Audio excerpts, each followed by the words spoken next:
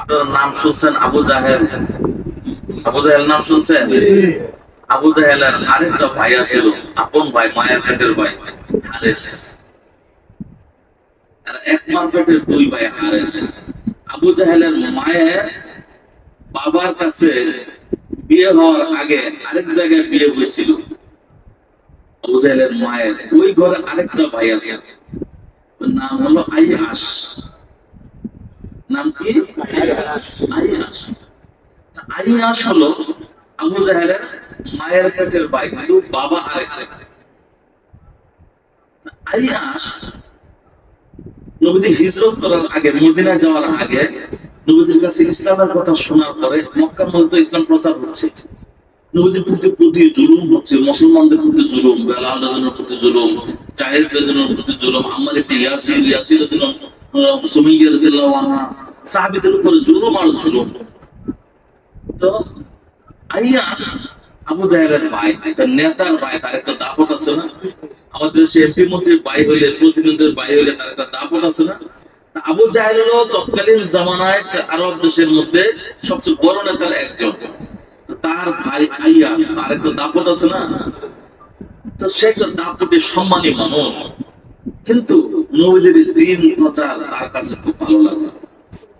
গোপনে গোপনে নবীজির কাছে গিয়া ইসলামের দাওয়াত গ্রহণ করে মুসলমান হয়ে গেল।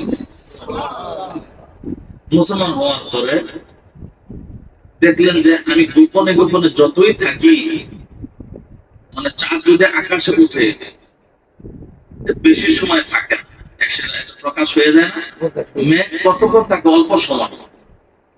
তিনি বুঝলেন যে আমি যতই গোপনে থাকি, আমার ইমানই জজবা আমাকে গোপন রাখতে দিবে না, আমি প্রকাশ হয়ে যাব। সুতরাং আমার ভাই যেহেতু জালেম, আবু জাহেল যেহেতু দুশমন, নবীদের দুশমন, সুতরাং আমাকেও সে ছাড় দিবে না। সুতরাং সে আমার উপরে জুলুম করতে পারে, যেহেতু অন্যান্য মুসলমানদের উপরে জুলুম করতেছে। আপনারা কি আমার কথা শুনতেছেন?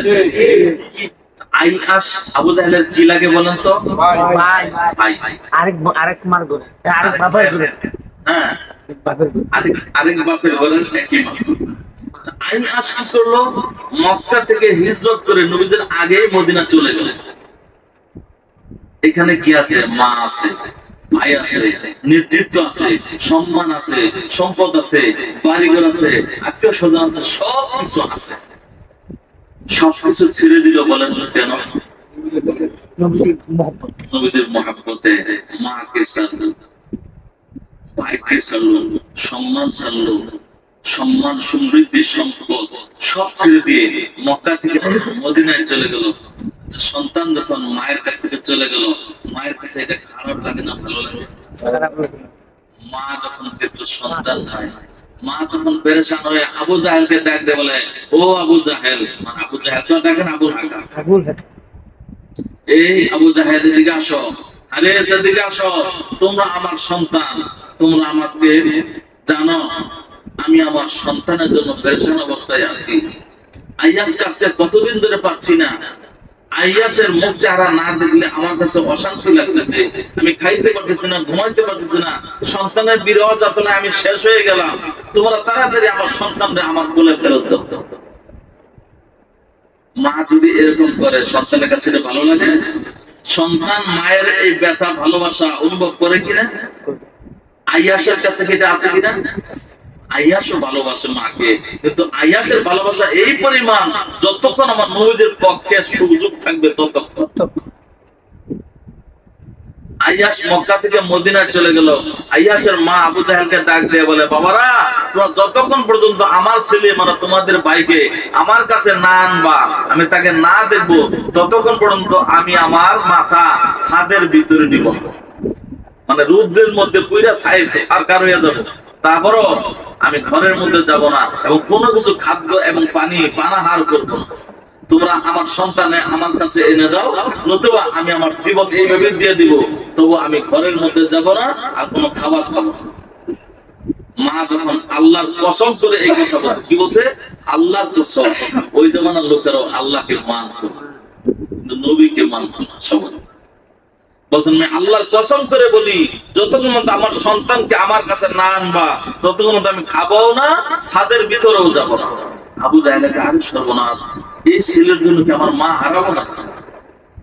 আবু জাহেলের ভাই হারেসকে নিয়ে আবু জাহেল মাকে তো বাঁচাই, তুই মায়ের ভালোবাসা সন্তানের আছে কিনা?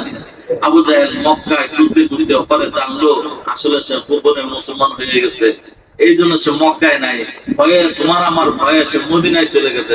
মদিনায় গিয়া খোঁজে আবু জাহেল, এবার মদিনায় গিয়া নজির পায় না, এই আইয়াসকে পায় না। খুঁজতে খুঁজতে লোকদের কাছে বললো আইয়াস তো মক্কায়ও নাই মদিনায়ও নাই, আছে এক জায়গায়। কিছু কিছু লোকে বলতেছে সে জঙ্গলের মধ্যে পাহাড়ের গুহার মধ্যে আল্লাহর ধ্যান সাধনায় আছে। দেখছেন কার ভাই কি হয়, ভাইটা কার আর হইছে কি, আল্লাহ কারে হেদায়েত দেয় এটা বলা যায় না। একই মায়ের পেট থেকে জন্ম হয়েছে আবু জাহেল এবং আইয়াস। আবার আবু আরেকটা ভাই হলো হারেস, হারেস আবার আবু জাহেলের পক্ষ পাইছে। আইয়াস কোন গুহার মধ্যে আছে ওইখানে গেল, ওইখানে গিয়ে বলতেছে ভাই আমরা শুনছি তুমি নাকি এইখানে আছো, ভাই তুমি পালায়ও না, ভয় পাও না, আমরা মক্কা থেকে আসছি, মায় কিন্তু পেরেশান হইয়া পাগল হইয়া ছাদের ভিতরে যায় না, খাবার পানি সব বন্ধ, আজকে কয়েকদিন হলো মক্কা থেকে মদিনায় এখানে আসছি, আসলে তো কয়েকদিন লাগে। আমার মা কিন্তু তোমার বিরহে পানাহার বন্ধ করে রুদ্রের মধ্যে পড়ে রয়েছে, তুমি না যাওয়া পর্যন্ত জীবন দিয়ে দিবে, তবে ঘরের ছাদের মধ্যে যাবে না, তুমি তাড়াতাড়ি বের হও, মাকে বাঁচাইতে। আইয়াস এই কথা শুনলে খারাপ লাগে কিনা? আপন মা, কিন্তু উনি বলতেছে আমি যদি ওইখানে যাই তোমরা আমাকে আমার দিন সম্পর্কে বাধ্য করবা ফেরত যাইতে, আমাকে কি আমার ধর্ম পালন করতে দিবা না? যদি দাও তাহলে বের হবো, আর যদি না দাও তাহলে মায়ের মতো আমি আমার মতো। কেমন সন্তান!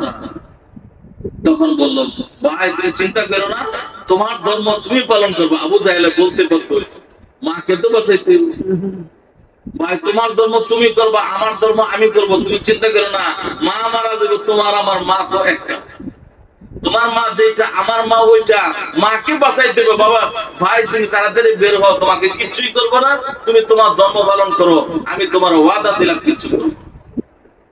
এবার এই প্রতিশ্রুতি শোনার পরে বলে আমি আল্লাহর কসম করে বলছি, কসম কার? কে খাইলো? আবু জাহেল। আবু জাহেল কার কসম খায়? আল্লাহর কসম। তাহলে সব কসম ইসলামের না। আমার নবীও কসম খায়, আবু জাহেলও কসম খায়, নবীও আল্লাহ, আবু জাহেলও আল্লাহ, কিন্তু এটা কি আল্লাহর পক্ষে? আইয়াস রাদিয়াল্লাহু আনহু পাহাড়ের গুহা থেকে বের হয়ে আসছে, বের হয়ে আসার পরে সাথে সাথেই মোটা একটা ফিতা দিয়ে আইয়াস রাদিয়াল্লাহু আনহুকে খুব জোরে পিছনের দিকে হাত নিয়ে পাইন্দা বলেছে। লক্ষণ কি ভালো না খারাপ? যদি বন্ধুত্বই থাকে তাহলে বাধার দরকার আছে? বাইন্দা কিতাবের মধ্যে পাওয়া যায় দুই ভাইয়ের মিলিয়া আবু জাহেল আর হারেস আইয়াস রাদিয়াল্লাহু আনহু প্রত্যেকে 100 করে চাবুক মারছে, দৌড়া মারছে, মারতে একটা দৌড়া মারে, শরীরের চামড়া ছিটটা আরেক দিকে ফাঁক হয়ে যায়, রক্তে ছিন্ন ভিন্ন হয়ে গেল, অজ্ঞান অবস্থায় পড়ে আসে। দুই ভাই জনমের মতো মাইরা আধা মরা করে মৃত প্রায় তাকে পোটের উপরে নিয়ে কোনো মতে মৃত লাশ প্রায় মায়ের কাছে নিয়ে হাজির করছে।